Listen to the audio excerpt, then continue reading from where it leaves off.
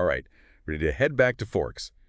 Buckle up, because we're diving deep on Charlie Swan.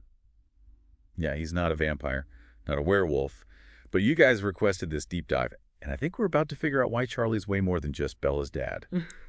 He's interesting, right? Charlie, I mean, he kind of gets put in that box of like the grumpy dad who's out of touch. But when you really look at it, he's like this anchor of normalcy in a town that is anything but normal. I mean, the guy's chief of police. With vampires and werewolves, talk about an interesting dynamic. Totally. He's stability, right? Order in this world that could spin out of control at any second. Like, he's the grounding force for the whole story, reminding us that even with all the supernatural stuff, life, like normal life, still goes on. Yeah. What is it about Charlie that even when he's surrounded by all this fantasy stuff, he's still so relatable? I think it's his simplicity. You know, he's a guy of routine. He doesn't use a lot of words, loves to fish, enjoys a quiet night. And he obviously loves his daughter, even if he doesn't really know how to show it sometimes. It's those little things, you know? The glimpses we get of his life before Bella comes back to Forks, that's where you see his humanity. And you think about that heartbreak in his past.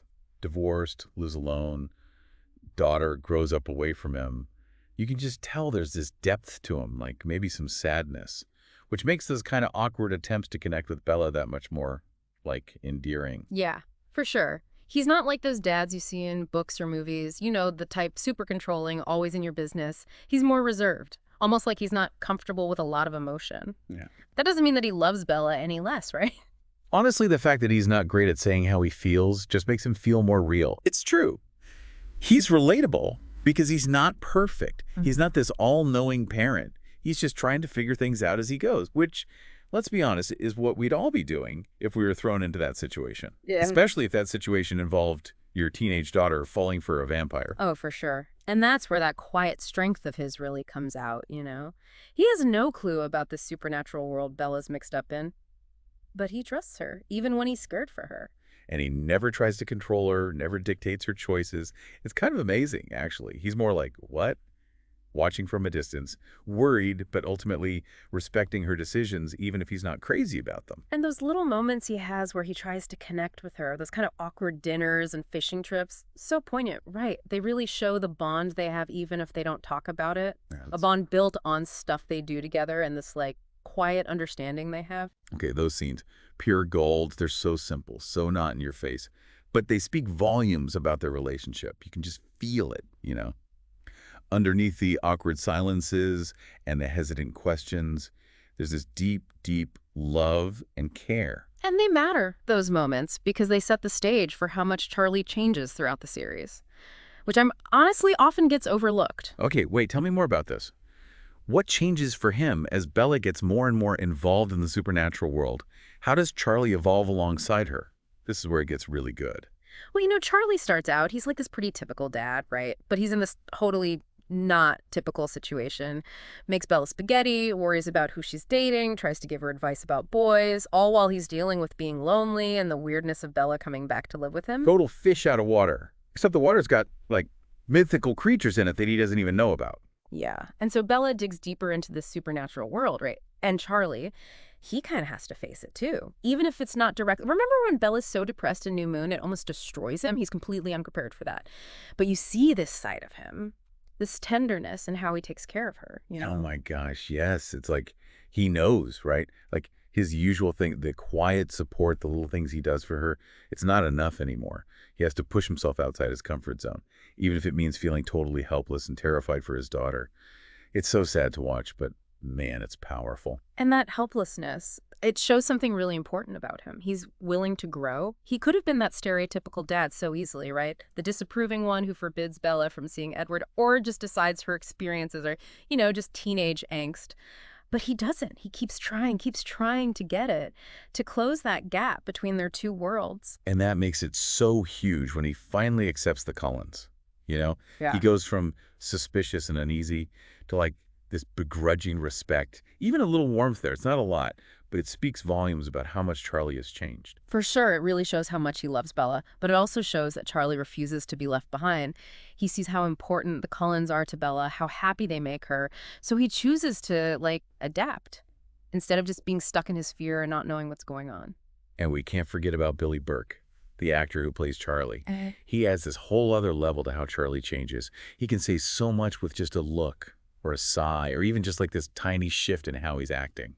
Oh, he's amazing. Burke's performance is like a masterclass in that subtle acting. Mm. He nails that quiet dignity Charlie has, that dry humor, and all those feelings he keeps bottled up. Just think about those scenes where he's watching Bella with Edward, and you see it on his face, this mix of worry but also acceptance. So good.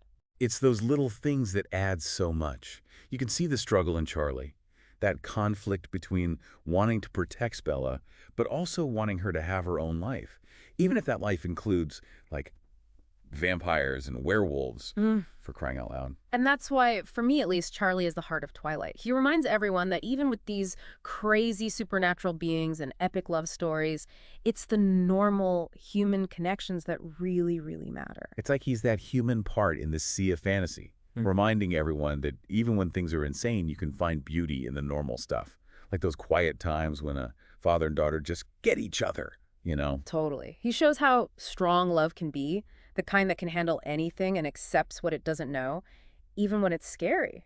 It's funny when you think about it. We always talk about heroes, and it's always like this big dramatic thing. Right. But Charlie shows us that being a hero can be quiet, Yeah. under the radar. It's in those everyday things you do out of love, the sacrifices you make, big or small. Absolutely. It's not like he's out there battling vampires or whatever. He's making breakfast, being there for Bella when she's hurting, trying to wrap his head around a world that makes zero sense to him. And honestly, that's kind of amazing in its own way. It really makes you think about the Charlies we have in our lives, the ones who hold everything together without making a big deal out of it. They show up, they're consistent, they love you, and they don't expect anything in return. They might not have superpowers, but what they do, it matters. It's true. It's like they're the foundation, the strong base that lets everyone else do their thing. And in Twilight, with all the vampires and werewolves who are, larger than life, Charlie being so grounded makes him stand out even more. He's that voice of reason, that reminder that no matter how crazy things get, life still goes on. Bills got to get paid, the lawn needs mowing, and dads are going to embarrass their kids no matter how many vampires are hanging around. And because Charlie doesn't know much about the supernatural for so long, Stephanie Meyer, the author, she lets us experience that wonder and disbelief right along with him. We see these vampires and werewolves through his eyes, and at first, he's not buying it. Then slowly, he starts to accept it. He's like, our way into the story. Yeah. He brings it back to a reality that's familiar, that we can relate to. We see ourselves in how he reacts to things, in his struggles, those little moments where he just gets it right. Exactly. He's the human connection in this fantastical world. He reminds us that no matter how weird things get, it's the people we care about that make it all worthwhile. That love, that understanding, that's what counts. So to all the Charlies out there, the quiet ones, keeping things running, the ones who love fiercely without needing a pat on the back, this one's for you. You might not always be the center of attention, but you make a difference. You touch the lives of the people around you, even if you don't realize it. Well said. Charlie Swan, the unsung hero of Forks. He shows us that sometimes those everyday love stories, they're actually the most incredible ones of all. And in that note, that wraps up our deep dive. Until next time, keep exploring, keep asking questions, and keep an eye out for those under-the-radar heroes, because their stories, they're often the most surprising and insightful ones you'll find.